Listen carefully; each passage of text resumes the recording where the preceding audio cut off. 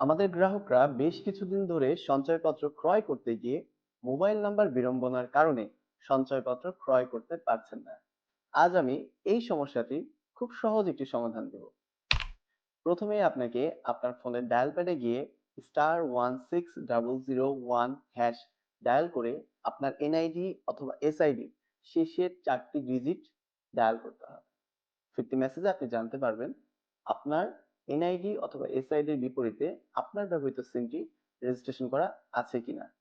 এই প্রক্রিয়াটি সমানভাবে যার নামে সঞ্চয়পত্র ক্রয় করা হবে এবং যে নমিনি হবে উভয়ের ক্ষেত্রেই প্রযোজ্য। প্রেক্ষাপট নাম্বার 1, যারা নতুন করে সঞ্চয়পত্র ক্রয় করতে চাচ্ছেন, অর্থাৎ ইতিপূর্বে তাদের নামে কোনো সঞ্চয়পত্র নেই, তারা পূর্বের প্রক্রিয়াটি ফলো করে ইতিমধ্যেই জেনে নিতে পারছেন আপনার ব্যবহৃত সিমটি আপনার এনআইডি অথবা এসআইডির বিপরীতে রেজিস্ট্রেশন করা আছে কিনা। যদি না থাকে তাহলে কোনো ভয় পাওয়ার কারণ নেই। ফোনের দোকানে যাবেন, একটি নতুন সিম ক্রয় করবেন। তবে সিমটি ক্রয় করার সময় যদি আপনি সেখানে 17 সংখ্যার এনআইডিটি ব্যবহার করেন, সঞ্চয়পত্র ক্রয় করার সময় তদ্রূপ 17 সংখ্যার এনআইডিটি ব্যবহার করবেন। আবার যদি সিমটি ক্রয় করার সময় 10 সংখ্যার এসআইডিটি ব্যবহার করেন, ঠিক তদ্রূপ সঞ্চয়পত্র ক্রয় করার সময়ও ওই 10 সংখ্যার এসআইডিটি ব্যবহার করবেন। প্রেক্ষাপট নাম্বার 2, যখন আপনি পূর্বেই একাধিক সঞ্চয়পত্র ক্রয় করেছেন কিন্তু প্রতিটা সঞ্চয়পত্র কেনার সময় আপনি আপনার এনআইডি অথবা এসআইডির বিপরীতে নিবন্ধিত সিমটি ব্যবহার করে সঞ্চয়পত্র ক্রয় করেননি।